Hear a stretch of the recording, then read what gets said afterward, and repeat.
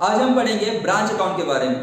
तो branch account पढ़ने से पहले ब्रांच क्या होती है उसके बारे में थोड़ा सा देख लेते हैं कि ब्रांच क्या होती है। जब समझ लो कोई एक बिजनेस है, बिजनेस एस्टैब्लिश हुआ है, वो ग्रो कर रहा है, तो ग्रो करते समय जब उसको अपना बिजनेस एक्सपांड करना होता है, तो बिजनेस को एक्सपांड करने के लिए उसको अपना बिजनेस के ब्रांचेस मतलब कोई फ्रेंचाइजी अलग अलग जगह पे ओपन करनी पड़ती है।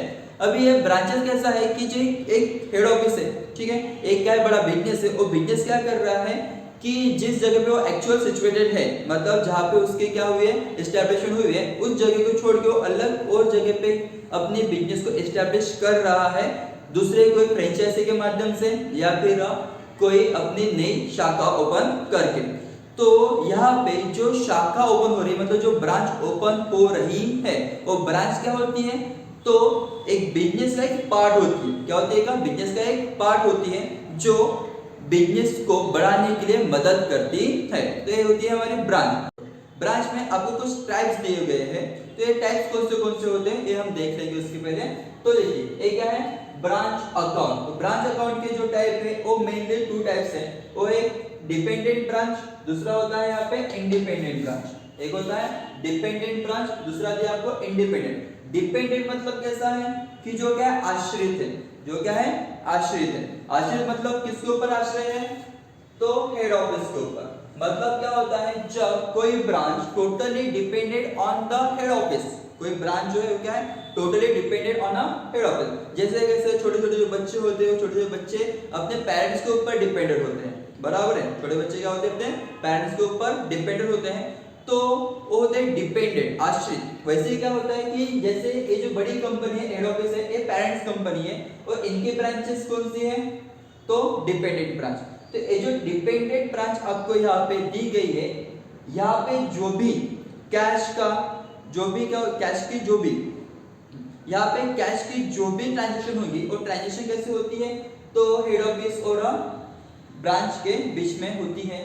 तो उसके जो अकाउंट्स जो भी अकाउंट सेल्स है वो सारे के सारे जो मेंटेन किए जाते हैं वो मेंटेन यहाँ पे हेड ऑफिस में किए जाते हैं। कहाँ मेंटेन किए जाते हैं, हेड ऑफिस में। जो भी ब्रांच को चलाने के लगने वाला जो भी पैसा है वो सारा का सारा पैसा वो कैश वो हेड ऑफिस से यहाँ पे ब्रांच की तरफ आता है। इसलिए the branch totally depend on a head office. ये जो ब्रांच है क्या टोटली डिपेंड किसके ऊपर है, हेड ऑफिस के ऊपर है, इसलिए इसको डिपेंडेंट ब्रांच बोला जाता है। उसी तरीके से कैसा है यहाँ पे इंडिपेंडेंट ब्रांच। इंडिपेंडेंट ब्रांच कैसी है, तो ये not a totally dependent on a head office, मतलब ये क्या नहीं है डिपेंडेंट नहीं, किसके ऊपर डिपेंडेंट नहीं है, हेड ऑफिस के ऊपर डिपेंडेंट नहीं है। इसमें क्या होता है कि यहाँ पे जो भी बुक्स ऑफ अकाउंट्स है ब्रांच के, जो भी बुक्स ऑफ अकाउंट है वो सारे के सारे अकाउंट यहाँ पे ब्रांच खुद प्रिपेयर करती है।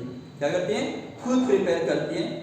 लेकिन यहाँ पे जो सा डिपेंडेंट ब्रांच है, डिपेंडेंट ब्रांच के अंदर कैसा होता है जो भी बुक्स ऑफ अकाउंट है सारे के सारे कौन प्रिपेयर करेंगे, हेड ऑफिस प्रिपेयर करेंगे ब्रांच के लिए। लेकिन यहाँ पे कैसा है इंडिपेंडेंट में, इंडिपेंडेंट ब्रांच में सारे के सारे जो भी अकाउंट्स है वो कौन प्रिपेयर कर रहा है, यहाँ पे ब्रांच खुद प्रिपेयर कर रहा है। कौन प्रिपेयर कर रहा है, ब्रांच खुद प्रिपेयर कर रहा है। तो पहले हम देख लेते हैं इंडिपेंडेंट जो ब्रांच होती है इसमें 2 टाइप्स आते हैं। उसमें पहला जो टाइप्स है वो है इनलैंड ब्रांच और सेकंड है फॉरेन ब्रांच। इनलैंड ब्रांच और फॉरेन ब्रांच। इनलैंड ब्रांच क्या होती है, ऐसी ब्रांच, ठीक है, ऐसी ब्रांच है मतलब जिसका हेड ऑफिस और जो ब्रांच है वो एक ही कंट्री में सिचुएटेड है। जिसकी ब्रांच और हेड ऑफिस क्या है एक ही कंट्री में सिचुएटेड है, वो हो जाती है हमारी क्या इनलैंड ब्रांच। और फॉरेन ब्रांच कौन सी ब्रांच होती है, जिसका हेड ऑफिस फॉरेन में है, जिसका हेड ऑफिस फॉरेन में है लेकिन उसकी ब्रांच अगर हमारे देश में है तो हो जाती है हमारी फॉरेन ब्रांच। हेड ऑफिस कहाँ पे है, तो फॉरेन में, और उसकी ब्रांच कहाँ पे है, हमारे यहाँ इंडिया में है, तो हो जाती है हमारी फॉरेन ब्रांच। ठीक है, तो फॉरेन ब्रांच के लिए जो अकाउंटिंग है, अकाउंटिंग हमारे सिलेबस में दिया नहीं है। जो भी आपको अकाउंटिंग करनी है यहाँ पे तो डिपेंडेंट ब्रांच की अकाउंटिंग करनी है और इनलाइन ब्रांच की अकाउंटिंग करनी है। ठीक है, तो इसमें देखिए अभी जो हम डिपेंडेंट ब्रांच के बारे में देखते हैं, जैसे हमने बताया कि हेड ऑफिस के ऊपर टोटली डिपेंडेंट है ये, तो इसमें क्या होता है ना, तो यहाँ पे जो गुड्स सेंड किए जाते हैं ब्रांच को, किस तरीके से सेंड किए जाते हैं और किस तरीके से उसको बेचा जाता है, इसके बारे में हम देखेंगे। तो पहला जो है देखिए कि goods send from head office on cost price. यहाँ पे जो भी हेड ऑफिस के तरफ से गुड्स सेंड किए जा रहे हैं वो कैसे सेंड किए जा रहे हैं, कॉस्ट प्राइस पे सेंड किए जा रहे हैं to branch and branch making cash sale only. और ब्रांच क्या कर रहा है यहाँ पे, सिर्फ कैश सेल कर रहा है। कौन सेल कर रहा है, सिर्फ कैश सेल। मतलब ब्रांच के पास, हेड ऑफिस के पास से गुड्स आ रहे हैं और भी कॉस्ट प्राइस में आ रहे हैं, और ब्रांच क्या कर रही है, उसको सिर्फ कैश में ही सेल कर रही है।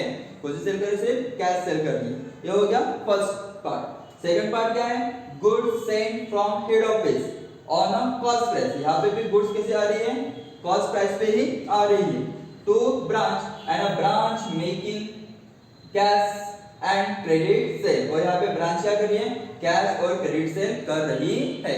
मतलब यहाँ पे भी क्या आ रही है, कॉस्ट प्राइस पे बेची जा रही है, यहाँ पे भी कॉस्ट प्राइस पे आ रही है, यहाँ पे कैश में बेची जा रही है और यहाँ पे कैश और क्रेडिट दोनों में बेची जा रही है। ठीक है। और जो तीसरा पार्ट दिया आपको, इसमें कैसा है, goods send from head office on invoice price. क्या दिया आपको यहाँ पे, इनवॉइस प्राइस। मतलब यहाँ पे जो भी गुड्स सेंड किए जा रहे हैं ब्रांच को, कैसे सेंड किए जा रहे हैं, इनवॉइस प्राइस पे सेंड किए जा रहे हैं। And a branch making a cash and credit sale. और यहाँ पे जो सेल हो रहा है, कैसे हो रहा है, तो कैश में भी हो रहा है और क्रेडिट में भी हो रहा है। लेकिन यहाँ पे जो इनवॉइस प्राइस है, इनवॉइस प्राइस क्या होती है, इनवॉइस प्राइस का मतलब क्या होता है, invoice price IP is equal to CP plus profit. CP plus profit मतलब cost price plus profit, cost price plus profit. मतलब इनवॉइस प्राइस ऐसी प्राइस जिसमें कॉस्ट और प्रॉफिट दोनों क्या है, इंक्लूडिंग है। तो यहाँ पे क्या करते हैं, हमारे जो ब्रांच, हमारा जो हेड ऑफिस है, वो हेड ऑफिस क्या करता है, ब्रांच को चीजें सेंड करता है, लेकिन इनवॉइस प्राइस पे सेंड करता है कॉस्ट में प्रॉफिट मिक्स करके जो प्राइस बनती है उस प्राइस के ऊपर यहाँ पे हेड ऑफिस ब्रांच को गुड्स सेल करता है and then branch sale to this goods at the market price. अभी मार्केट प्राइस में कैसा है, तो यहाँ पे क्या किया जाता है कि हेड ऑफिस जो ब्रांच है हमारी, ब्रांच को यहाँ पे ऑर्डर देती है कि आपको जो गुड्स सेल करना है, जैसे यहाँ पे कॉस्ट प्राइस पे भेजा है चीजें, तो कॉस्ट प्राइस के ऊपर वो सेल करेंगे, यहाँ पे कॉस्ट प्राइस पे, यहाँ पे कॉस्ट प्राइस के ऊपर सेल करेंगे। लेकिन यहाँ पे ऑर्डर दे सकता है कि जो भी आपने क्या किया, गुड्स सेंड की है, मतलब हमने जो गुड्स सेंड किए उसको आपको इनवॉइस प्राइस के ऊपर या फिर उसके ऊपर बेचना है। मतलब जो प्राइस है इनवॉइस है उसके ऊपर बेचना है, उस कीमत पे बेचना है, फिर उसके ऊपर आपको बेचना है। इस तरीके से आपको यहाँ पे क्या दिया है, ब्रांच के टाइप्स दिए गए।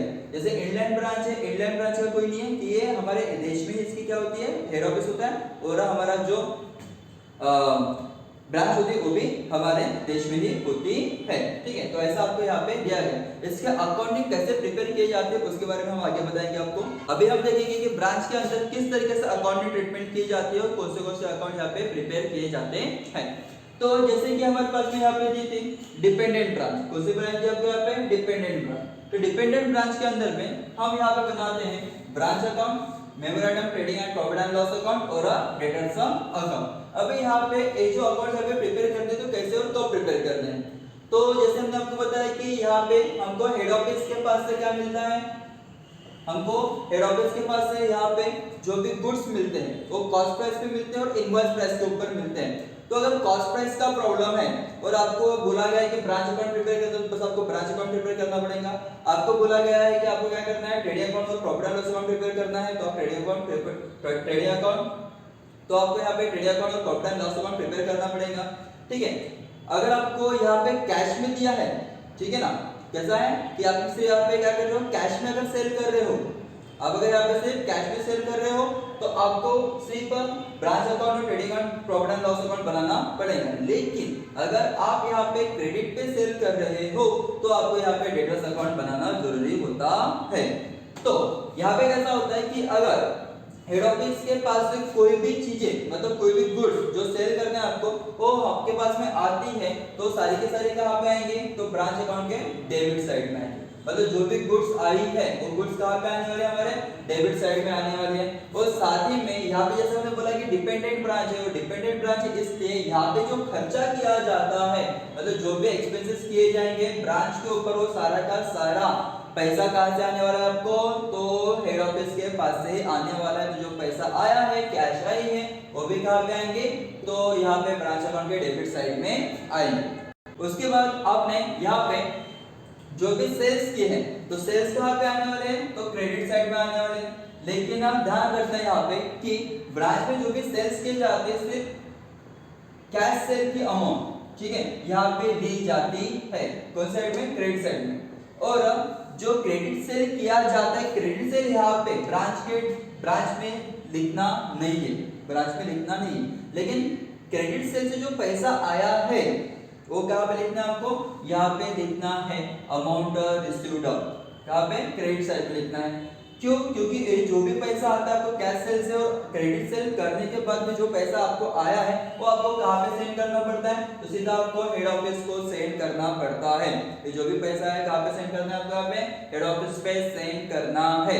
इसलिए यहाँ पे आपको पहले इंस्ट्रक्शन दी रहती है कि all the cash remitted to the head office after immediately after the sale, मतलब इसमें सेल हुआ है, जैसे पैसा आया है वैसे आपको जो कैश है कैश क्या करना है, आपको सेंड करना है हेड ऑफिस को, ठीक है।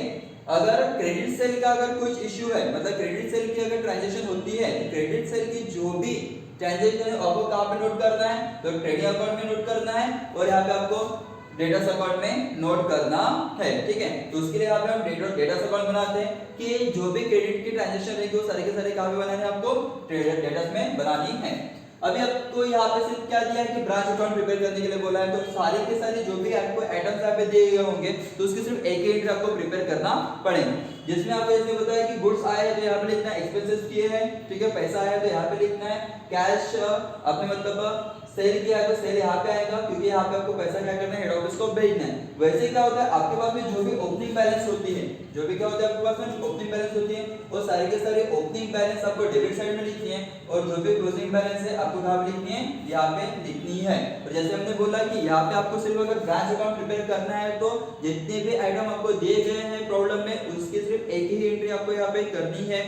और अगर आपको बोला गया है कि यहाँ पे trading and profit and loss account prepare करना है तो हर एक का आइटम की यहाँ पे दो दो एंट्री करनी जरूरी होती है, ठीक है। जैसे कि ओपनिंग बैलेंस स्टॉक का है तो ये ट्रेडिंग अकाउंट में आ जाएगा।